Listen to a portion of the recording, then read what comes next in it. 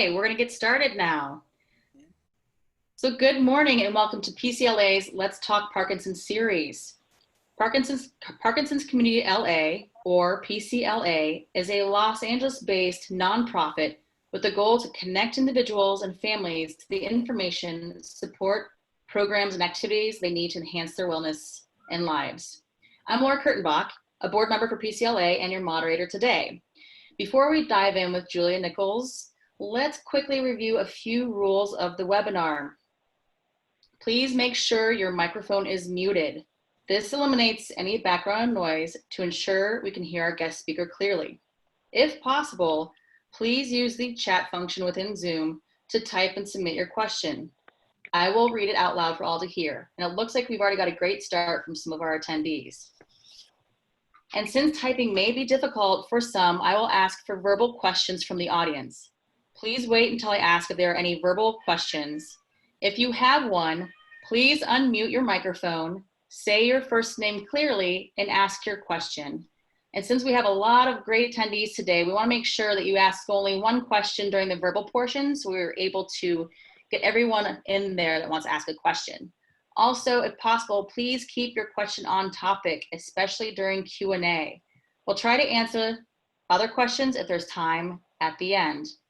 And as I've already mentioned, you can start submitting your questions now through the chat functionality. All right, so I'm very excited to introduce Julia Nichols. I'm gonna stop sharing my screen so hopefully you guys can see her. Hey Judy, can you go ahead and make Julia, there we go. All right, some of you from the LA community might be very familiar with Julia. She's one of our great volunteers that volunteers at every one of our events. So we're super excited to have her here today. She received her master's degree in communication disorders from California State University, Los Angeles. She has worked as a speech-language pathologist in outpatient neurological rehabilitation at Cedars-Sinai since 2005 and is an adjunct professor and clinical educator at California State University, LA.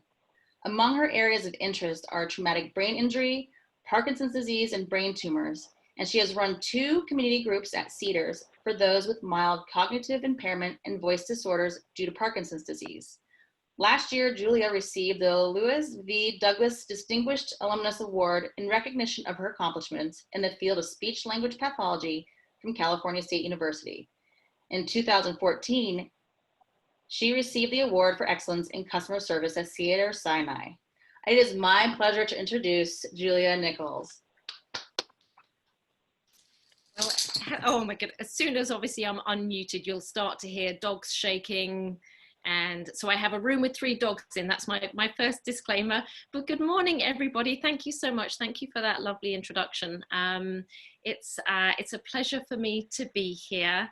And I thank PCLA for inviting me this morning, especially to Judy, who thank you. You always want to bring in people to have these great discussions, so I really appreciate it. Thank you to Sarah and Laura and Patrick, and I hope today we'll have a good discussion about speech therapy, and what you can do when you have Parkinson's and you are interested in some speech therapy. Probably my first kind of disclaimer is that for anyone who does know me through Cedars, I have not been there since the outbreak of COVID.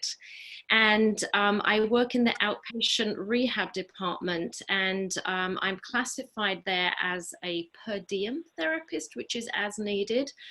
And because they have had very few people, or fewer people, wanting to come in and get therapy or receive therapy via like Zoom, like we're doing here, I've been furloughed or flexed off. So if you were looking out for me at Cedars, I do apologize. I've not been there, but I'm hoping that I'll make it back there. All right, so I'm going to share my screen. I have a PowerPoint that I'm going to go through with you so that you have something to look at while I'm speaking. And you can all have a copy of the PowerPoint if you would like it afterwards. And I have a handout with some exercises. And I'm very happy to be taking your questions. So with that, I'm going to go ahead and just put my PowerPoint up so that we can all see it. And let me just get into the right mode for us. Okay, so hopefully you can all see that screen, but still see a little piece of me in there too. And Laura, I'm going to leave you to take care of the chat box, right? Is that okay? I get distracted otherwise. Thank you. That's correct. I'll take care of it for you. Don't pay Perfect. attention to it. I'll take care of it during Q&A. It's hard, isn't it, to Yeah. manage a couple of things. So thank you very much. Let's dive in straight away. I think I am a speech language pathologist, as Laura said, and I work a lot with people who have Parkinson's disease. So hopefully we can shed some light on a few things today. Okay, so let's start off with the question, have you ever? And you can either raise your hand, you can give me the thumbs up, you can just shout it out loud to yourselves. Have you ever been told, speak up? Have you ever had difficulty being heard in a restaurant? Have you ever had to repeat yourself multiple times? Have you ever had someone else speak for you? Have you ever been ignored? Have you ever said, yeah, forget it? If you answered yes to that and you feel like, yep, that's me, I've done that, that's probably already the first indication that, that you've had some changes in your speaking and your voice. And that if you haven't already had some speech therapy, now might be the time. And I know that there was already one question that I saw in the chat box about when to get it. So we will be covering that today. I think we need to dive straight in. Okay, so what we're going to look at first of all is the difference between automatic movements and intentional movements. And movements refer to not only the movements that we make with our bodies, but also speech. Speech is a series of movements that you make with your mouth and with your vocal cords. And so we're going to look at movement in general, and then we'll look at it particularly in terms of speech. So we've got this concept of... Sounds turned off. It could be that listening to music the other way. So we're looking at automatic movements and intentional movements. So let's start off with talking a little bit about those automatic movements. So some automatic movements would be something like swallowing. That's an automatic thing that we do. Or when you walk and you swing your arms. These are these smooth motor movements that we make without effort, without thinking about it. And it uses this system in our brain called the extrapyramidal tract. And I will talk a little bit about this in a moment. So this extrapyramidal tract is this network of fibers in the brain. And in this tract, the fibers communicate with many different parts of the brain. So there is communication between multiple parts of the brain. And this tract does not always work so well in people with Parkinson's disease. So remember, we're talking about those automatic movements. A way that we can think about it, I put this picture on here for you to look at, which is this country road, this winding country road. This is to give us an analogy or something to think about when we're thinking about this extrapyramidal tract or these automatic movements. And if you were to drive on this country road, you might stop somewhere to take a little picture of the view. You might stop and have a picnic somewhere. You may stop somewhere else to go to the toilet before you get to your destination. So that's that idea of these automatic movements, these smooth, coordinated movements. There's a lot of back and forth. Now let's take a look at intentional movements. So when we make an intentional movement, that would be something like putting on your makeup. When I did my eyeliner this morning, you know, I was intentional. I tried to make sure that they two look the same. It could be shaving. You know, we're careful when we're shaving that we don't cut ourselves. So these types of movements are movements that we take consciously and with intention. And these types of movements use what is called the pyramidal tract. These nerve fibers or neural fibers travel uninterrupted from our cortex, so that's all our gray matter, straight to our brain stem. So these tracks are not dependent on dopamine. And probably most of us know that dopamine is something that gets affected when people have Parkinson's disease. So these intentional tracks, these intentional movements generally work well for people with Parkinson's disease. So if we go back to our analogy and we look at the bottom picture on the right, we see this expressway or freeway. This is where you get in your car and you drive from your home directly to that destination, no stopping. That's what these intentional movements are. They do not go through all these different parts of the brain, especially the parts that may be affected in Parkinson's. So we'll try and keep coming back to these two different types of movements that we make, automatic or intentional. For anyone that is interested, if you like a little bit of that neuro stuff, let's take a little look at that. If you don't, then take a moment to take a sip of your tea, take some breaths. But if you're interested in it, just briefly to take a look, you'll see over here on the left, this is an old picture from an old textbook that is showing that extrapyramidal system. And what we see is we see nerve fibers that go from one part of the brain to another, and another one, and back before they even get to the part of our body that is going to send the message out through the spinal cord and the nerves to the muscles. And so that takes the course of it goes from the cortex, our gray matter, to the basal ganglia, a deep structure which is where we produce dopamine, to the brain stem, back to the cerebellum, into the thalamus, and back to the cortex. So we have all of this movement, all of these messages, these nerve fibers that send messages. And remember here, we're talking about, this is the country road, this is those automatic movements. It's so that we can make these complex movements very smoothly. But what it means is that when we have any areas that are not working so well, so maybe the basal ganglia, maybe the brainstem or the cerebellum or the thalamus, is that it's going to impact those automatic movements. When we look over to the right here to the pyramidal or those intentional movements, this is that expressway again, that, that freeway that goes straight to it. We go from sending messages from the cortex straight down to the brainstem and then out to the periphery, meaning that from the cortex to the brainstem, the message goes to the cranial nerves. The cranial nerves help us move our face and our mouth, and our spinal nerves help us move our body. So what we can see with these intentional movements is that it is very direct. We are bypassing the parts of the brain that may be more impaired when you have Parkinson's. So let's try and let that settle in a little bit. Now, who doesn't love a sports analogy? So to try and make this again feel like I can understand this, let's go back again to the automatic movements.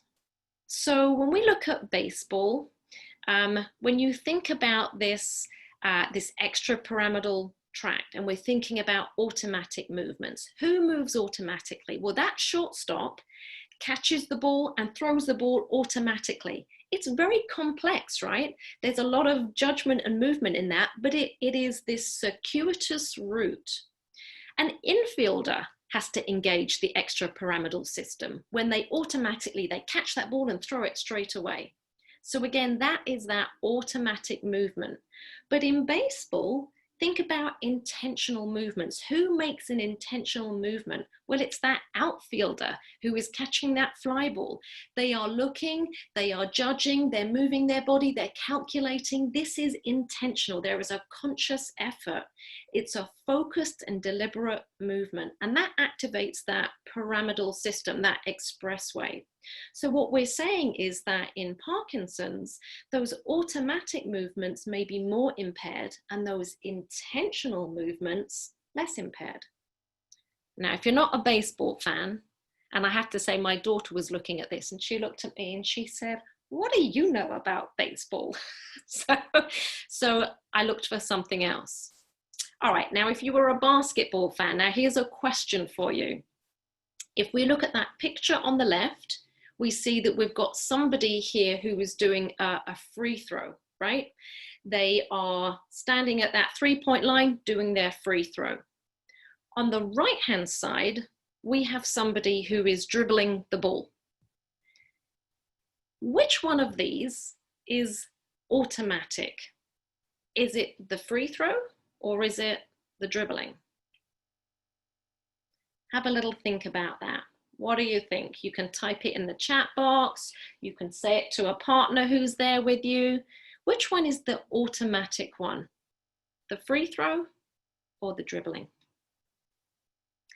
If you were thinking or you said the dribbling, that is right. Think about how long basketball players have practiced this. It's still a complex movement, but it is automatic. This is using that extrapyramidal system.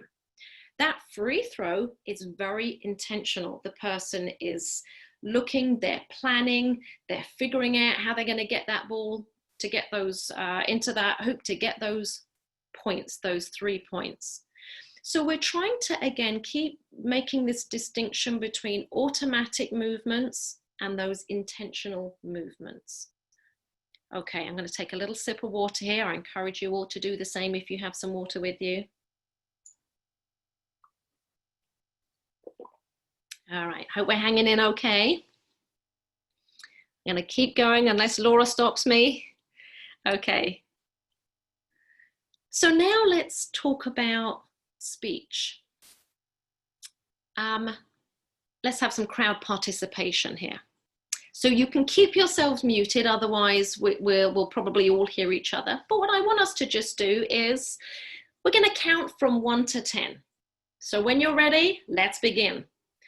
1, 2, 3, 4, 5, 6, 7, 8, 9, 10.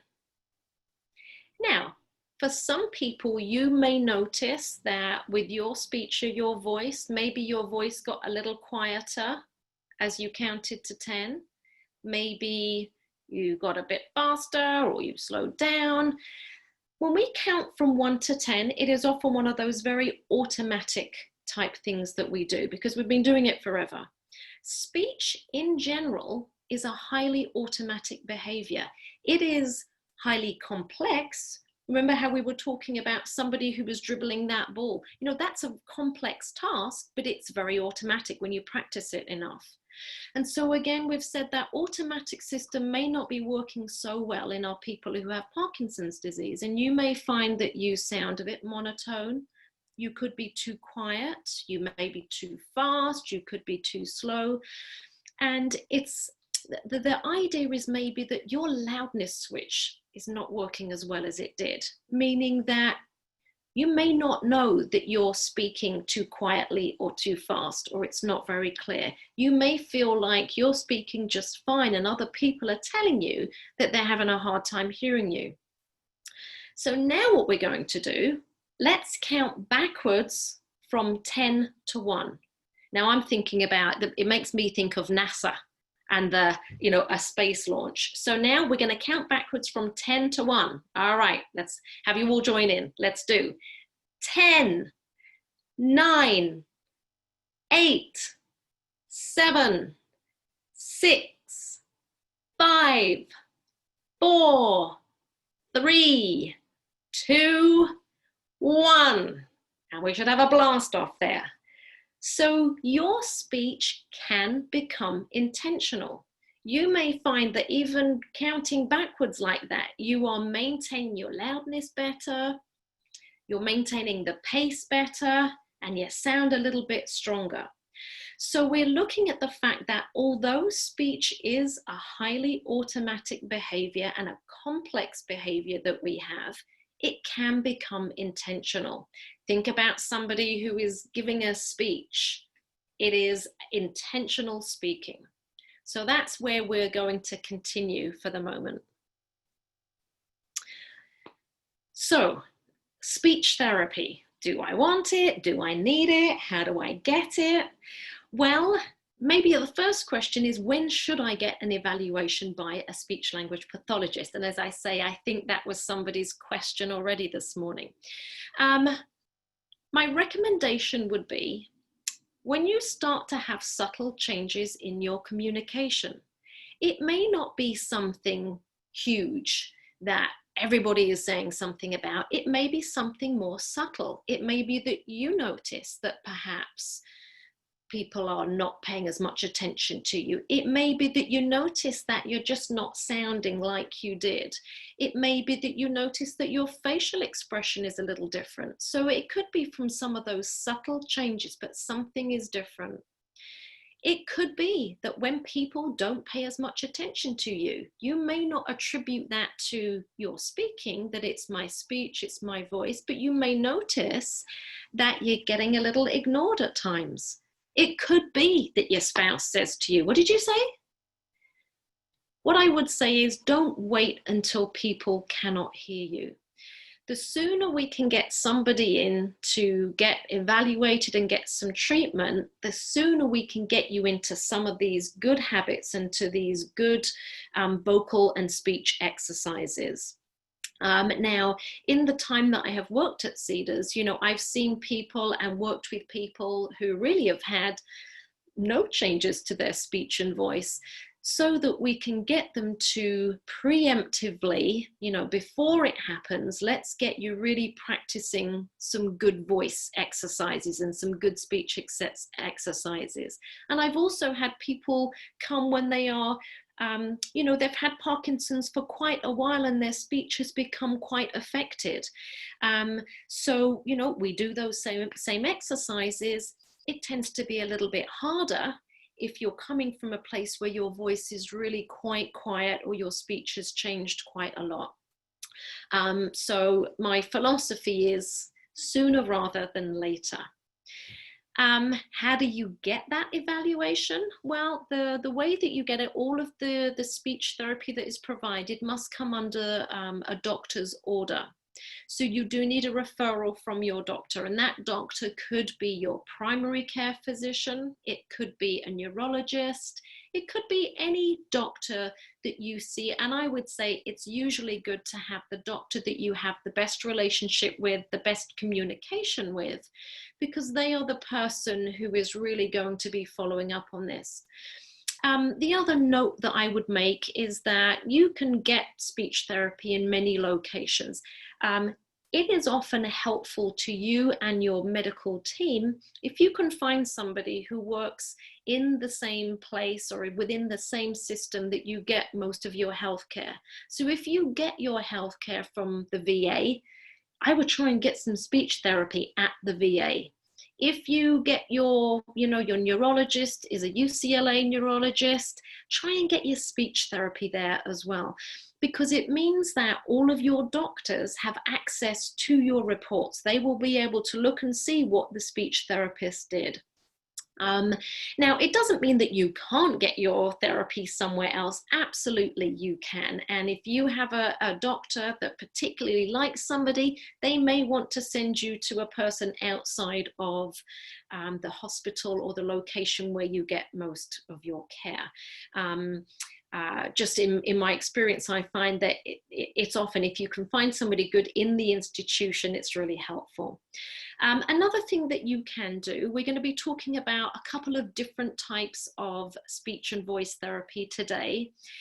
You can go to the website LSVT Global and Parkinson Voice Project, and I have got those resources for you at the end of this presentation, and I'll show you where to go so that you can find a clinician if you think either of these types of therapy might be for you. All right, I'm going to take just a moment here to just check in with Laura. Everyone's okay? Yep, you have about 15 minutes before Q&A. Perfect, thank you. Okay, so now let's talk a little bit about these two types of therapy. So the two main therapies that we have to address speech and voice changes in Parkinson's is Speak Out, which comes to you from the Parkinson Voice Project, which comes out of Texas originally. And then LSVT, which is Lee Silverman Voice Treatment. And that has been going for over 20, 25 years. They are both very good treatments. They have research behind them. So I'll just talk to you a little bit about both of those today. Let's start with the first one that I mentioned, speak out. So the whole point of this type of treatment is that it's using that concept of speaking with intent, right? We are going to bypass that extrapyramidal system, that country road that stops everywhere, including the basal ganglia, because this type of therapy is less dependent on dopamine. If we use that expressway, that intentional speaking, we can bypass the basal ganglia and the dopamine production. So when we speak with intent, we are going to be practicing louder speech, clearer speech. Your goal is to be deliberate, to be focused. It's to be really mindful when you're speaking. You are not going to use that automatic speech. So the reason I put these pictures in here is because you need to speak like you are the CEO of a company. This is the voice that you need to use. It is that intentional voice, right? We don't have wimpy sounding CEOs. We've got to have you using that voice that is confident. So what does that look like? Well, we have got individual therapy and group therapy that takes place. I'm going to show you just quickly through this, and I've got a little video that I wanted to show you of just maybe what it looks like, if that's okay. So you go in, we're going to go down this colored thing on the side here. So we get a speech evaluation. You and somebody in your family, a friend, caregiver, is that you get to attend a Parkinson's information series so that you can really learn not just about speech therapy, but about this concept. You then attend your speak out therapy. We're in the blue here. So it is typically 12 sessions of speech therapy. You have a 6-week follow-up to check in and see how you are doing. And you then participate in what is called the loud crowd. So you are going to participate in a group therapy. So this may be where this differs a little bit perhaps from Lee Silverman Voice Treatment. Is part of this program is that you attend individual therapy and then you attend group therapy consistently. And obviously now in the time of COVID, that looks like what we're doing here today. You attend it via a Zoom meeting. You can attend some Facebook Live practice sessions. You will be doing daily practice of your exercises. You will be attending a speech and or a singing group, and then you may need a refresher. So again, the principles of this are, you got to have individual, you got to have group therapy. It is high intensity practice. It's a lot of effort. We are going to be practicing specific things, and what we practice is going to get progressively more complex. So speech is now going to be goal-oriented, intentional. It is never going to be automatic. Not only are you going to work on your speech being intentional, but the real kind of underlying theme of this program is that you have to live with intent. Your movements need to be intentional and not automatic. So I think we could watch just a couple of minutes of this so you can see what it looks like, and then we'll do a little bit.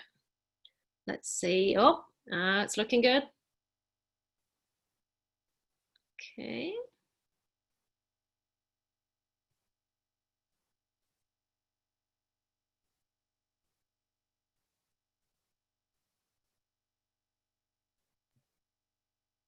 Tell me your full name. Jerry Lee Calloway. Julia, we can't see the video. Oh, you can't see the video. You can hear it, but you might have to switch your sharing options from the slides to your video. Okay, on your screen. Okay. Sorry about that. Thank you for letting me know. Let's go to. Yep. We're Good? Yep. Okay. All right, let's just run that back a little bit so that you can see and hear. Tell me your full name. Jerry Lee Calloway. Jerry Lee Calloway. Have you noticed a change in your voice or speech? Yes. What have you noticed? Sometimes people have trouble understanding me, and sometimes I have trouble projecting and also have trouble formulating words. Well, I've noticed I have a lot more confidence when I'm speaking to a crowd of people within a room or an individual one-on-one. I feel like I'm having to repeat less for my spouse. Now say ah for as long as you can.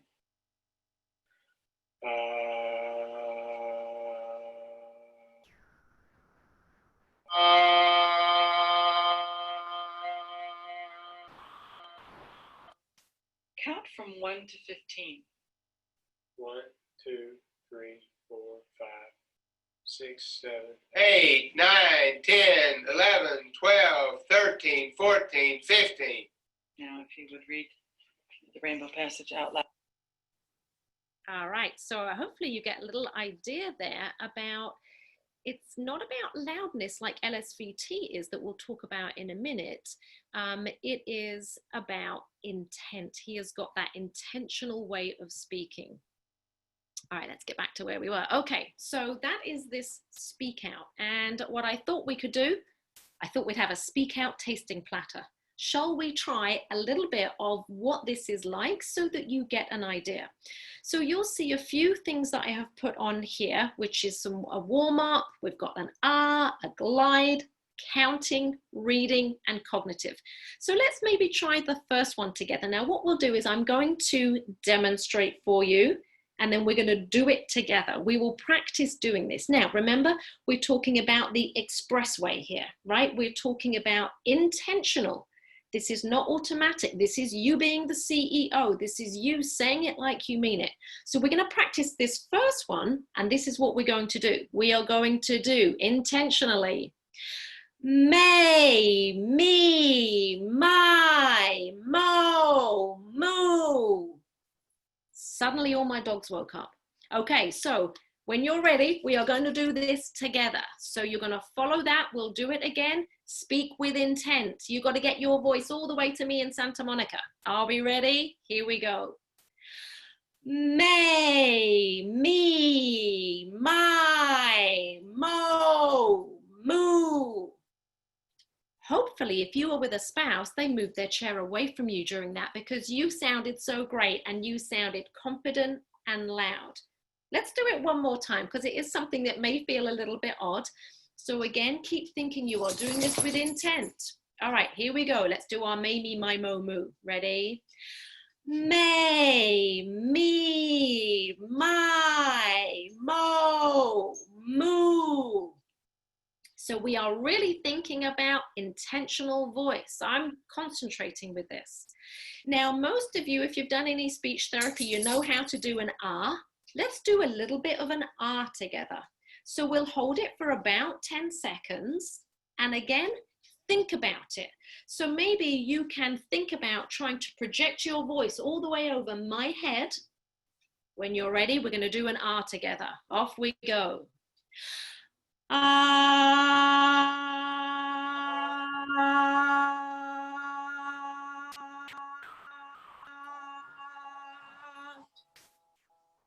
Beautiful. I'm sure you are all sounding loud and feeling like, yep, here's that voice that I'm conscious of, that I'm thinking of.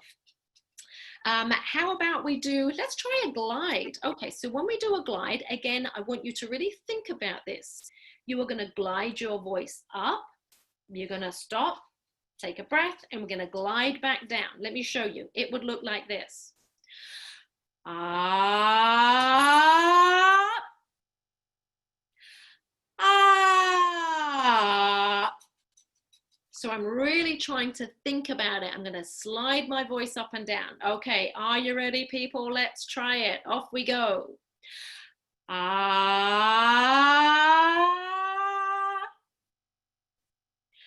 Ah.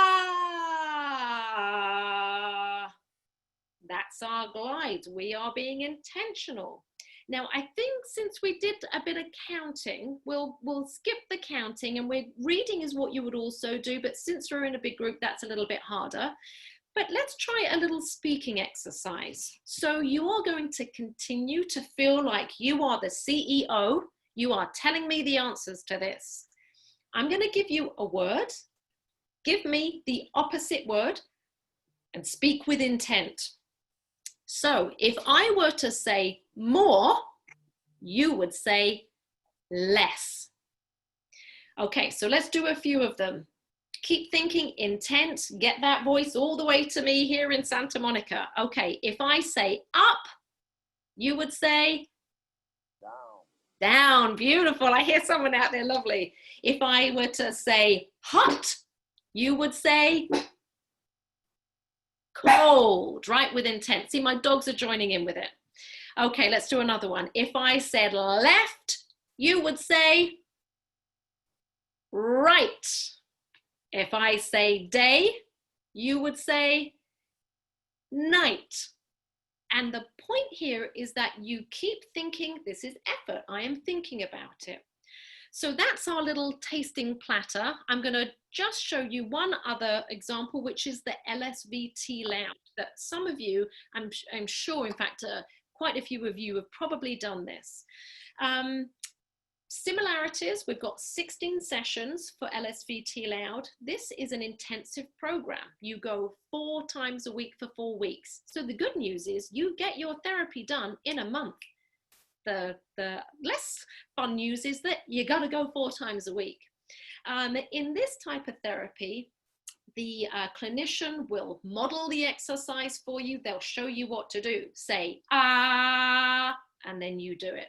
They will shape your voice, meaning that they will make it loud and good quality. They will encourage effort. They will encourage you to use your loud voice.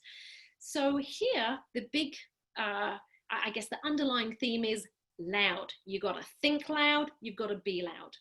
They will help you to stabilize your voice through repetition and reinforcement, and they will help you to recalibrate. And I'll talk about that just in a moment. That means to retrain your sensory perception of your voice. And then the therapy will be personalized to meet your needs. Now, when we're talking about that recalibration, if you think about, if you have bathroom scales that you stand on, over a period of time, at some point, often those scales start to get a little bit off. So before you even get on the scale, it doesn't read 0. And what we do is we have to recalibrate the scale. We have to switch it so that it goes back to 0. With LSVT, the goal here is to recalibrate your voice because you've got a little bit off. What you think is normal, that 0 point, is actually, it's very quiet. So the goal with this is to get you back to normal. So you are going to be using an effort. You are going to be using loudness, and that increased effort is normal loudness. So you have to work here on habituating to your new louder voice. So maybe like the biggest difference perhaps between LSVT and the speak out is that with LSVT, this treatment here, the goal is to get you used to what a louder voice feels like. Speak out that we just talked about, their goal there is you should not be used to it. It should not become automatic. You should continue to recognize and use a voice with intent. So although the exercises are very similar in some way because they do the same type of progression, it may be perhaps that underlying reasoning is a little bit different. They are both good to do. So here are the resources that I was telling you. You can go to LSVT Global, and this is what the homepage looks like. And what you will find is up here on the top right, it says find an LSVT clinician. You can click on that, you can put in your zip code, and it will tell you all the people who are certified in your area. For the Parkinson Voice Project, which is the Speak Out, when you go to the homepage, what you will have to do is across the top of the homepage, it says patients and families. You click on that and a little drop down menu comes and you will see it says find a speak out provider. So there you will do the same thing. You will go into there, you put your zip code in, and it will tell you who is a provider in your area. It's also worth asking, I think, your neurologist or asking each other, because you have a very strong community here. have you done this? What did you like? Maybe get opinions from each other about what they liked about it. Thank you. Hopefully that's given us a taster, and now we can have some questions. Yeah, that was great. Thank you so much. And just FYI to everyone on the phone, we will make sure that we have these resources available to you on our website. We'll send an update or notification via our email. So definitely make sure you're signed up for our email so you can get this information. We have a lot of great questions. We're going to start with a couple from our email and social. So I think we did a lot of these already during the taster menu of the Speak Out. From Elizabeth, are there any warm-up exercises that are helpful in loosening the mouth muscles? Yes, if I even go back to just having that little, often using an M sound is good, because it engages what we call a resonant voice, which means that your voice sounds good in quality. And as we are doing these, and we are doing our may, me, my, it really helps us work on opening your mouth. And so in Parkinson's disease, we may also find that people tend to open their mouth less wide. So here is another reason why this type of exercise is good, is because it really does help you to focus. When you are working with intent and you're that CEO, it makes you really open your mouth wide. So those, I think, you know, the reason why this also works well, both of them, is that you don't have to keep thinking about lots of different things. You can do these same exercises every day so that you don't have to think about, oh, this one, should I do that one? You do the same ones. Okay, that's great, because we did have a question from Susan S., who talked about what can you do every day to enhance your speech and mental awareness. So these are the types of exercises that you can do every day to help you with that. Yes, and I have put together just a little exercise sheet for you with these listed that I can show you as well. And, you know, the cognitive piece comes in when we are talking about reading, because when you are reading and you are also keeping intentional, keeping your voice to be loud, or to keep it with that conscious thought, you're working on being able to do two things at once. You're working on the reading and you're working on the voice. With these cognitive speaking exercises, it also really helps to address, both with the Speak Out and with the LSVT, it helps to address that cognitive piece, which is, if we're working on, I mean, this was just a little example with opposites. I give an example on the sheet that I've sent with you. Oh, giant helicopter going by, I'm sorry. The house is shaking. Is that if you pick something like, okay, I want you to name 5 countries that you have visited, and I want you to speak with intent. There is that cognitive piece of, there's memory involved. Can I think back to this? Can I also keep this same voice? I don't want to start saying, well, I've been to France. Oh, maybe I went to Spain. Is you want to say France, Spain, Poland, so that the idea is that we integrate those cognitive pieces, memory, attention, problem solving, while we're doing the voice exercises. Yeah, that's awesome, because I actually helped answer one of Nancy W's questions from the chat, which was discussing the memory and cognitive issues, and so how speech therapy can help. So that's awesome. We actually had some additional questions from chat from Paula Block-Lavore. Intentional speech begins to feel painful after a short time. Does that go away? Well, a couple of things here.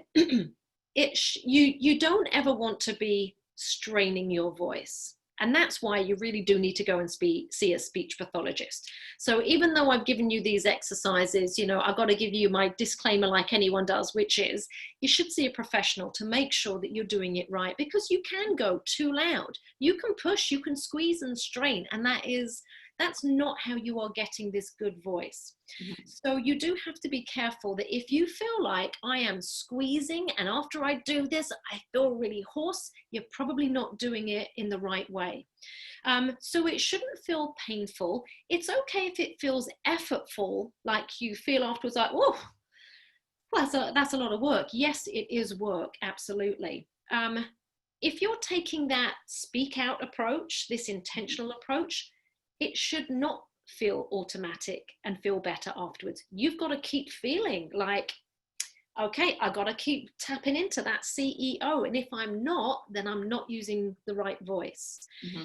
If you're taking that LSVT approach, it may be that once you get used to this is what it feels like to use that effort, it starts to feel less effortful. So it's a little bit of a difference perhaps in philosophy. You know, we said here that you're habituating with LSV to the new louder voice. So I guess to just kind of come back around, it shouldn't hurt. Mm-hmm. You shouldn't be hoarse afterwards because there is such a thing as too loud. Obviously, right now where we have teletherapy going on as opposed to in-person therapy, it's a little bit more difficult to tell if somebody is using a voice that is too loud. You know, when I'm in the room with you, not only can I hear you with my ears in person, but I have a decibel level meter that I have pointing at you. And if you get up to something like 90 decibels, I can say to you, that's too loud. You're going too far. You're working too hard. So we do want to be mindful of that. Great. And it's in the same vein, from Bob Potter, we have a question about how does posture affect your voice? Hello, Bob. If you think about, for both of these approaches, neither of them really directly address, like you need to sit up, you need to have your shoulders back. Because the point is we want you to get all of that through watching me. So if I say to you, like an LSVT approach is do what I do, and I do this, and I say, okay, now you do it.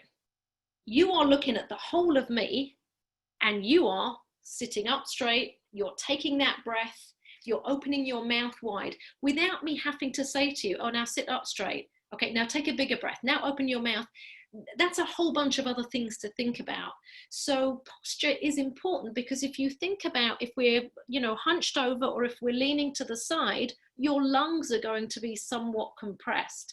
And the way to get your lungs to, you know, to work as well as possible is to have that good upright posture. I often try and think about if I had a string out of the top of my head that was pulling me up, that helps to have us feel perhaps a little bit more upright. So posture, yes, it is important. And sometimes we do need a support so that we're not leaning over. Mm-hmm. And since you have the LSVT, the slide up, this is pertinent to Craig's question, which we received via email. He completed the LSVT speech therapy last December and had great results. 8 months have gone by and my speech is beginning to deteriorate. My volume is okay, but I'm having issues with clear enunciation, especially with words containing 3 or more syllables. Are there any other speech therapy programs available besides LSVT, like Speak Out, or should I just continue with the tongue exercises I worked with in LSVT? What I would say is for any speech therapy, whether it is Speak Out, LSVT, or other type of articulation therapy, is go back and see a speech therapist again. You know, when you've done LSVT or Speak Out, it is not like, okay, you're done. It is, okay, here is your program. Now, you need to come back in, and you need to come back in and see us when things change. If you need like a little refresher course, you need a little bit of calibration. And it may be that we need to focus on something a little bit different. And if it is now multisyllabic words are getting to be more difficult, we may need to say, right, we need to address these separately. Some people may find that they start to have some disfluencies, meaning stuttering. So we may need to treat that a little bit differently and say, okay, let's see if we can try some strategies to help you be a little bit more fluent. And again, you know, each person is different and we want to make sure that we really address their needs. That concept of specificity that we talked about, I think it was in this one, specificity is we want to be specific. So if you have problems with multisyllabic words, you know, if you are doing something like I'm moving my tongue around, moving your tongue around is not going to help you with multisyllabic words. You need to be practicing multisyllabic words. So I would say try and pick those high frequency multisyllabic words that are the ones that trip you up. Make a list of them, practice those with that loud voice. Now practice those words in a sentence with that loud voice, and really be specific about these are the ones that are tripping me up. Oh, great. We have a question from Diana in our chat. Do breathing machines help? Well, there are a couple of devices that sometimes people use. One of them is called EMST, and I don't know if that's what you are perhaps referring to, which is an expiratory muscle strength trainer. So we can have these little devices that they have a level of resistance. And so you have a clip on your nose and you work on taking a breath and blowing out into them. And the goal is that because you have some resistance, they help you to strengthen those muscles.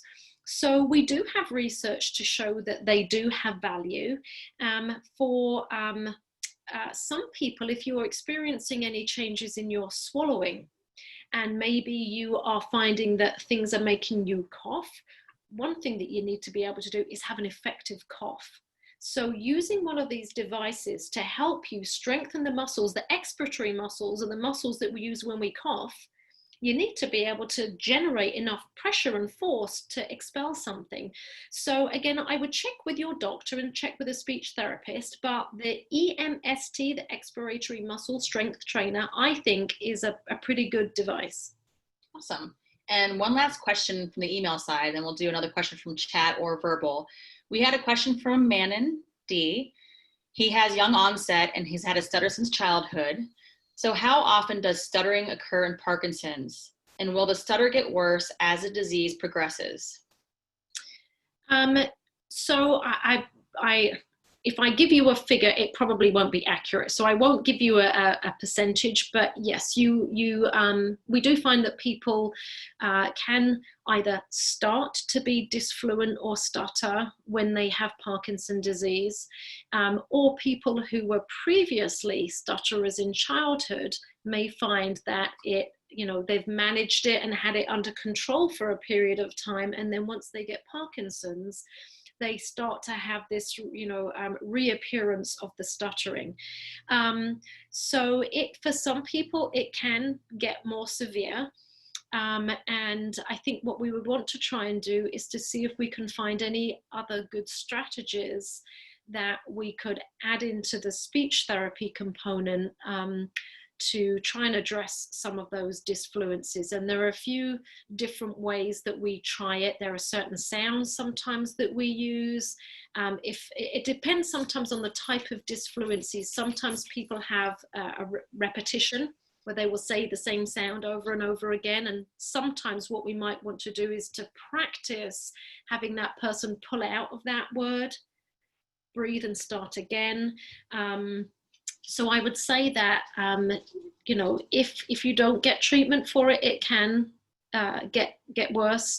And it can be very debilitating to have a disfluency. So I would say, see if you can get your doctor to refer you to a speech therapist. And even if you've had speech therapy before, everyone deserves to have it whenever they need it. Great. And then we have time for one more question. And so I want to ask the audience for a verbal question, because I know that sometimes it's hard to type in the chat section. So we have time for one verbal question. So if you have a question that you want to ask Julia, just go ahead and say your name after you unmute yourself and then ask your question. Do we have any questions? No? All right.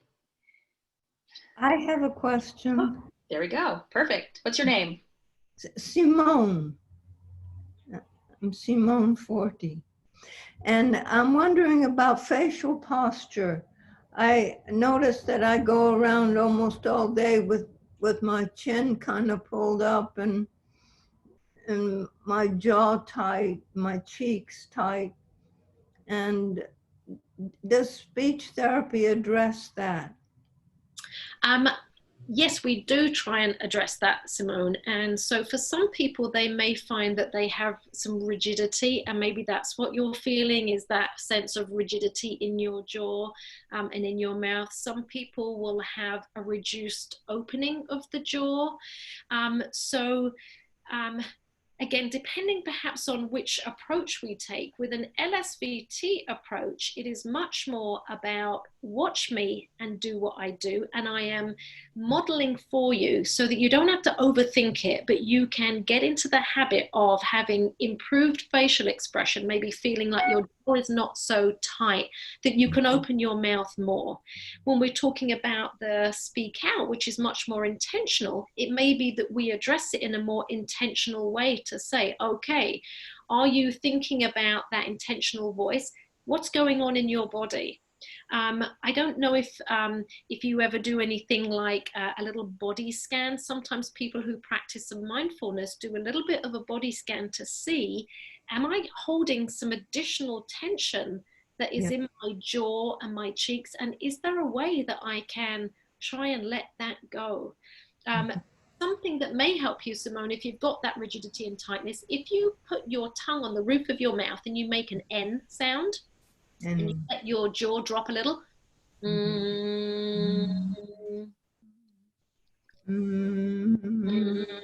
So you're making an N, which you can make with your mouth open but comes through your nose, and stabilizing because your tongue gets sucked up onto the roof of your mouth. You may find that that helps to just loosen a little bit that tightness that we can hold here.